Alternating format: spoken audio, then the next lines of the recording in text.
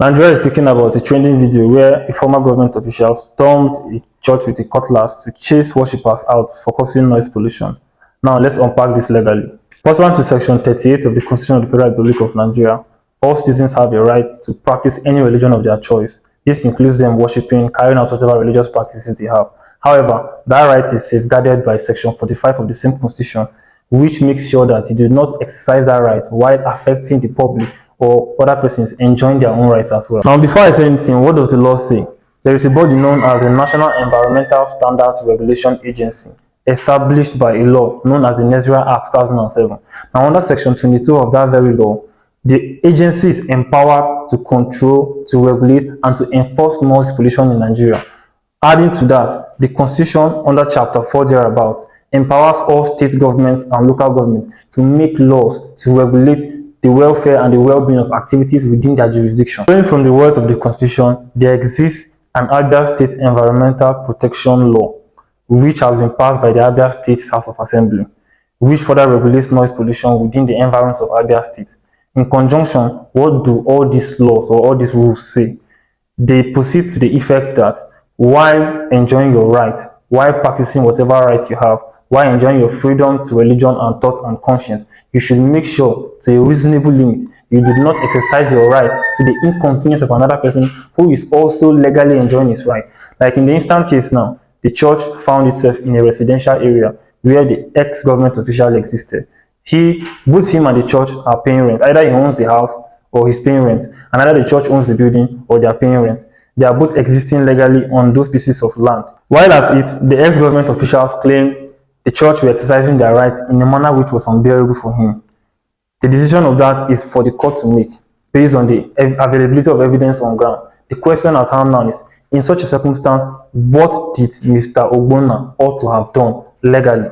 In the past 4 years, I've been suffering sleepless nights due to the activities of these churches surrounding my building. I've complained. I've talked to the executive of the community. To no avail. There's nothing I can do. I'm not well. I can't be staying in my house. I can't sleep. Will I go to hire a hotel to sleep? No.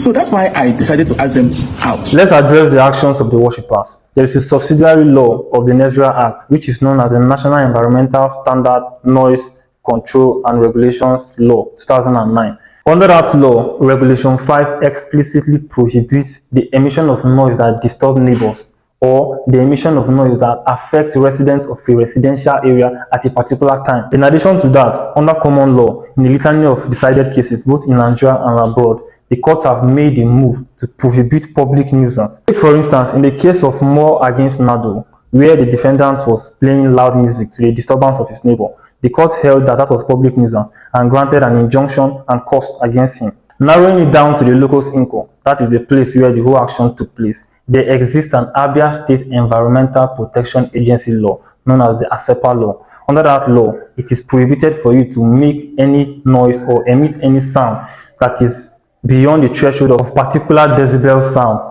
This law has been in place for the time being and has been even enforced in a couple of cases. For instance, there's a famous place on number 1 Nnamdi Azikiwe Road known as Where Else that was shut down because of this particular offense by the agency. Also, another kitchen along that route, which was known for making continuous noise, was also shut down with the backing of the court. This demonstrates unpretentiously that the law, even in Abia State, seeks to regulate and control the emission of noise in order to avoid noise pollution. Let's unpack the actions of Mr. Ogbonnaya on the other hand. Does carrying a machete to go to the church by yourself to stop the worshippers from carrying on their religious activities, was it the right thing to do as at that time? With all due respect, wielding a machete and approaching unarmed civilians in a worship center is utterly wrong under the law. First and foremost, possession of a machete and approaching persons to the church is what we call tortious assault. Tortious assault in the sense that he would have put those worshippers in a state of serious panic and fear, which the law frowns against completely. Secondly, the law frowns against what we call self-help. Under our Nigerian legal jurisprudence, you are not allowed to resort to helping yourself, or in other words, taking laws into your hands. In the case of Attorney General vs. Ajayi, the court held that parties must never resort to self-help and should always report to appropriate authorities to seek redress. More so, in the case of the military governor of Lagos State against Ojukwu, the court held that even those in power do not have a right to self-help. they must always resort to a court or appropriate authorities to seek redress.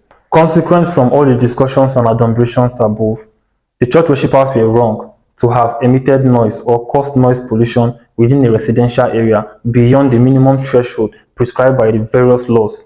On the other hand, Mr. Ogbonna also was wrong by resorting to self-help and making an attempt to chase out the worshippers in church while armed with a machete. So now you may be wondering, what was the right thing to do? Well, in the instance of the church, they have an option to either move their church away from a residential area or hold their activities within a time which is permitted by law. On the other hand, Mr. Ogbonna had the chance of reporting to the Abia State Agency for Environmental Protection, or reporting to the Nigeria Agency, or even approaching the court to seek redress, or he could have even contacted his lawyer to write a letter to the church so that they can settle everything amicably. In conclusion, in law, grievance is not a license for violence. Where lawful remedies exist, both parties are always advised to stay within the confines of the law. And that will be all for today. And until my next video, ladies and gentlemen, remain blessed. Thank you.